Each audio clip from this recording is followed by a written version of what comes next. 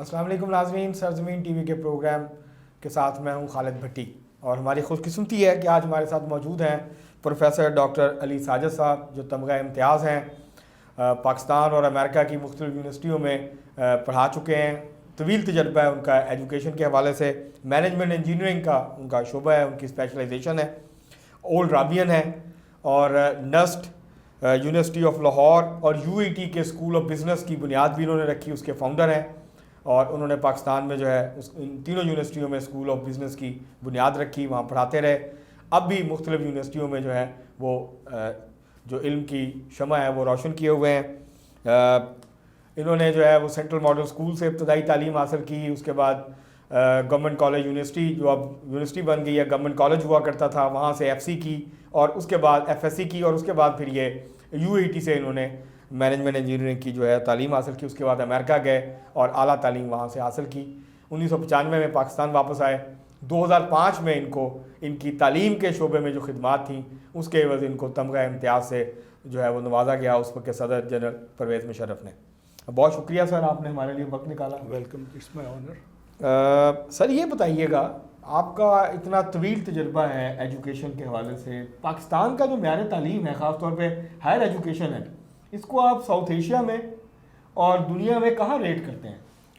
और कौन सी ऐसी चीज़ें हैं जहाँ के हम बहुत पीछे हैं और कौन सी चीज़ें ऐसी हैं जहाँ पे हम दुनिया के साथ चल रहे हैं या उनके करीब करीब हैं?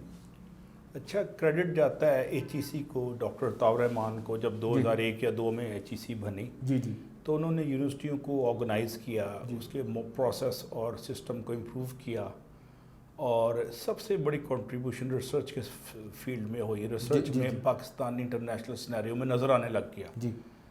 और एक स्टेज ये आई कि आसपास के लोगों ने कहा पाकिस्तान उठ रहा है अभी, क्योंकि तालीम उठती है तो पाकिस्तान जाहिर है, बिल्कुल सही है। लेकिन उसके बावजूद मशरूम ग्रूमिंग हुई। 250 पौने 200 से 250 के करीब यूनिवर्सिटियाँ प्राइवेट और सरकारी आ गई। बिल्कुल। और वो अंधाधुंध तकलीद हो रही है, एडमिशन ओपन और वही रवायती स्टीरियोटाइप किताबें अमेरिका की पढ़ा के, और उसमें एलिमेंट जो है इनोवेशन का उसका बहुत फुकदान है। नंबर 1। सही। नंबर 2, हमारा टीचर सिर्फ फॉर्मूले पढ़ाने पे बिलीव करता है unfortunately. Personality building, personality development, innovative teaching methods, नए जो एक्सपेरिमेंट दुनिया में टीचिंग में और टेस्टिंग मेथड्स में आए हैं, टीचिंग मैकेनिक्स में और टेस्टिंग मेथड्स, उस पर अभी तक हमारी 1-2 यूनिवर्सिटियों के अलावा कोई भी नहीं है। सही। रट्टा मार के मेमोरी टेस्ट है और उसी को आप रिप्रोड्यूस कर देते हैं, और इसीलिए हमारी कोई भी यूनिवर्सिटी टॉप 1000 में हार्डली नहीं आती। और उसके मुकाबले में चाइना और इंडिया और मलेशिया बहुत आगे चले गए हैं। ज़ाहिर है पाकिस्तान की चीज़ें अक्सर ग्रोथ अक्सर चीज़ों में रुकी हुई है और उसमें तालीम सरे फहरिस्त है। सही। मैं क्विक कमेंट देता हूँ। 1960s के अर्ली 60s में साउथ कोरिया का प्रेसिडेंट था जनरल किम जी। वन फाइन इवनिंग वो टीवी पे आया, उसने कहा हमने फैसला कर लिया, हमने तरक्की करनी है, और GDP का 23.5 के आसपास उसने अनाउंस किया कि मैं तालीम पे लगाऊंगा। बिल्कुल सही। और अगले 20 साल में मलेशिया बहुत ही ऊपर, साउथ कोरिया बहुत ऊपर चला गया। सही। और आज साउथ कोरिया USA को चैलेंज कर रहा है। सही। उस 40-50 साल पहले जो तालीम पे इन्वेस्टमेंट हुई थी, जनरल मुशर्रफ को क्रेडिट जाता है, उसने GDP का 2-3% इस पे लगाया।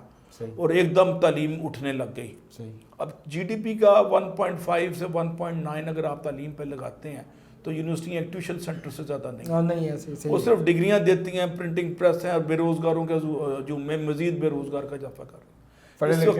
इस वक्त लाहौर में इलेक्ट्रिकल इंजीनियर को जो एग्जाम 40 साल पहले 4-4 जॉब मिलती थी, उसको 10,000 की जॉब नहीं मिल रही। और एक वीडियो मैकेनिक जो है वो 40-50 हज़ार कमा रहा है। इलेक्ट्रिकल इंजीनियर UET का जो इतनी मुश्किल डिग्री है, जो करीम आती है, जो ये इसी तरह और 1-2 डिग्रियों का, वो बेचारे रुल रहे हैं, फिरते हैं, फिर कोई उनका परेशान हाल नहीं है उनका। सर ये बताइए कि ये जो हमारे, क्योंकि यूनिवर्सिटीज़ को कहा जाता है कि ये it's a place to create knowledge, तो हमारे यहाँ क्या नॉलेज क्रिएट होता है या सिर्फ जैसे आपने फरमाया कि रट्टा सिस्टम है, मेमोरी का टेस्ट है, और हम जो इल्म ऑलरेडी तख्लीक हुआ है उसी को दोहराते रहते हैं और उसी की रेपिटेशन करते रहते हैं? देखें जी, मैं लाहौर में UET पढ़ाया मैंने, और पंजाब स्टेट पढ़ाया। मुझे फ़ख्र है जी जी कि मुझे अल्लाह ने सादत दी पढ़ाने की और पढ़ने की भी।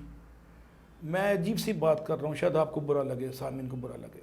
अभी यहाँ गंगा राम के सामने जो ट्रैफिक है, पोल्यूशन है, जी जी, सांस लेना मुश्किल है, और ट्रैफिक में सड़क क्रॉस करना मुश्किल है। ऐसे ही, सड़कें पे गाड़ियाँ पार्क हुई हैं बेहंगम और चिंची वे तोड़ रही है। ऐसे ही। तो यूटी में इतना बड़ा डिपार्टमेंट ऑफ ट्रांसपोर्टेशन इंजीनियरिंग है, वहाँ सिर्फ डिग्रियाँ देते हैं। लाहौर की ट्रांसपोर्ट का सारा मसले का हल अगर नए चीफ मिनिस्टर जो भी आए हैं, नए चीफ मिनिस्टर आई हैं या आए हैं, यूटी को तजवीज़ कर दें, उनसे कोई 6 महीने हैं आपने आर या पार, अगर नहीं आप डिलीवर करते आप फारिग, ठीक है, और उनको रिसोर्सेज दे दें, उनको फ्री हैंड दे दें, लाहौर की ट्रांसपोर्टेशन आइडियल हो जाएगी। छोटी सी मिसाल है। लाइक वाइज पंजाब यूनिवर्सिटी में और यूटी में एनवायरनमेंट के देते बड़े डिपार्टमेंट, हमारे पिछले वजीर आला सड़कें धो रहे थे, उससे तो नहीं पोल्यूशन खत्म। इसका बाकायदा मैकेनिज्म 100 साल पहले डेवलप हो गया था।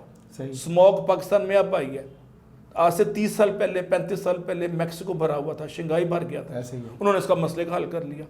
अब चाइनीज एक्सपर्ट बुला रहे हैं गवर्नमेंट ऑफ पंजाब, लाहौर में इतने एक्सपर्ट बैठे, उनको एम्पावर करें, उनको पैसे दें, उनकी एक्सपर्टीज हासिल करें, यूनिवर्सिटियों को ये मैंडेट में डालें जो आपने मसले हल करने हैं, डिग्रियां नहीं देनी। अब यूटी का और पंजाब सी का फंड बजट मेरे ख्याल में 10-12 अरब होगा, अच्छा, साल का, तनख्वाहें और पेंशन और सारा मेंटेनेंस। अब क्या हम एक मसला भी नहीं प्रोफेसरों से हल करा सकते? मैंने एनवायरनमेंट के 2-3 कोर्स अमेरिका से पढ़े और मेरे पास इतना नॉलेज नहीं है, लेकिन अगर मुझे एक टीम के साथ बैठा दिया जाए तो हम उसको मॉनिटर करते हैं, उनको असिस्ट करते हैं। मैं 9 साल वाशिंगटन डीसी में रहा हूँ, इतनी हैवी ट्रैफिक, पोल्यूशन जीरो है, कॉलर पे गंदगी आती नहीं, शूज़ गंदे होते नहीं हैं। उन्होंने कानून ऐसे बना दिए जिसमें एमिशन कंट्रोल था, जिसमें फैक्ट्रियों के ऊपर उन्होंने कर दिया, और वाटर जो ट्रीट करके बाहर फेंकते हैं केमिकल, सड़क पे वैसे नहीं फेंक सकते। तो यूनिवर्सिटी का एक सेरेमोनियल रोल है कि वीसी साहब लग गए हैं, वो टीएडीए साइन करते हैं, वो मीटिंग चेयर करते हैं, वो सोसाइटी में वैल्यू ऐड कोई भी यूनिवर्सिटी नहीं कर रही अनफॉर्चुनेटली। अगर मुझे भी वीसी लगा दे, मैं मिसाल दे रहा हूँ मफरूजा, और मुझे इख्तियार ना दें, हुकूमत में से रजू ना करे कि प्रोफेसरों का काम पढ़ाना है, सिर्फ उनका काम पढ़ाने के अलावा R&D है, रिसर्च एंड डेवलपमेंट, सोसाइटी के मसले हल करना है, और लोगों के जहनों को नॉक करना है, वो नहीं हो रहा ना सिर्फ। अच्छा सर, ये बताएं, ये जो तफरीक है पाकिस्तान में, वो दुनिया भर में जो एकेडमिक्स होते हैं उनका पॉलिसी साजों के साथ, जो ब्यूरोक्रेट्स हैं, जो जहाँ पे पॉलिसी बनाई जाती हैं, उनका आपस में बड़ा चूली दामन का साथ होता है, आपस में बड़ी इंटरेक्शन होती है। पाकिस्तान में ऐसा क्यों नहीं है? ये बड़ा अच्छा सवाल किया, मेरी दुखती रख को आपने छेड़ दिया। मैं जब अमेरिका में 1992-93 में PhD की रिसर्च फेज पे जॉर्ज वाशिंगटन में पहुंचा 5 साल के बाद, तो मेरा एडवाइज़र मुझे छोड़ के चला गया। मैंने कहा आप मेरे से नाराज़ हैं? कहते नहीं, ये साथ ही वाइट हाउस है, प्रेसिडेंट ऑफ USA ने मुझे एडवाइज़र बना लिया है मैनेजमेंट, टेक्नोलॉजी मैनेजमेंट के इशूज़ पे। यहाँ पे एक BA सेकेंड डिवीजन जो CSS कर लेता है 1990 या 80 में, वो पूरे मुल्क का सियाह सफ़ात का मालिक है। ऐसे ही है। उसके पास ना रेक्विजिट नॉलेज है, ना एक्सपोजर है, और ना इसको टेक्निकल नो हाउ है, वो मसले नहीं हल कर पाता। अमेरिकन की तरक्की के पीछे ये है कि उन्होंने यूनिवर्सिटियों के हाईटेक बाबे जो टेक्निकल एक्सपर्ट है उनको एडवाइजर बना के पॉलिसी मेकिंग उनसे करा रहे हैं। यहाँ policy making MA English government college 1992 का कर रहे हैं। बदकिस्मती है, मैं भी रावियन हूँ, मुझे फ़ख्र है, यट हर रावियन क्वालिफाई नहीं करता जो जिसने MA इंग्लिश किया हो। मेजॉरिटी ने MA इंग्लिश किया हुआ है, उनको 1-2 साल की आपने MS करा दिया अमेरिका से, वो बीवी बच्चों के साथ TADA लेके सैर करके वापस आ गए, और उनका एक्सपोजर, उनका पब्लिक डीलिंग हुई नहीं है। नतीजा क्या हुआ? पॉलिसी मेकिंग में बैठे हैं, ग्लोबल ट्रेंड्स नहीं पता उनको। अब कोर इशू है कि ग्लोबल ट्रेंड्स की नब्ज पे हाथ रखें, उसके बगैर मसले हल नहीं होने। यूनिवर्सिटियों को हुक्म दिया जाए कि आपने सोसाइटी में वैल्यू ऐड करनी है, डिग्रियाँ नहीं देनी। सर, हम इसी प्रोग्राम के अगले हिस्से में आपसे मज़ीद जो है इश्यूज़ के ऊपर बात करेंगे और जानने की कोशिश करेंगे कि पाकिस्तान में हायर एजुकेशन के इश्यूज़ क्या हैं, पॉलिसी साजी में कहाँ प्रॉब्लम है कि जिसकी वजह से पाकिस्तान की ना एजुकेशन बेहतर हो रही है और ना ही जो ऐसी पॉलिसियाँ बन रही हैं जो कि आवाम के जो मसाइल हैं उनको हल कर सकें। तो प्रोग्राम के अगले हिस्से में हम आपसे रहनुमाई लेंगे इन मामलों के ऊपर।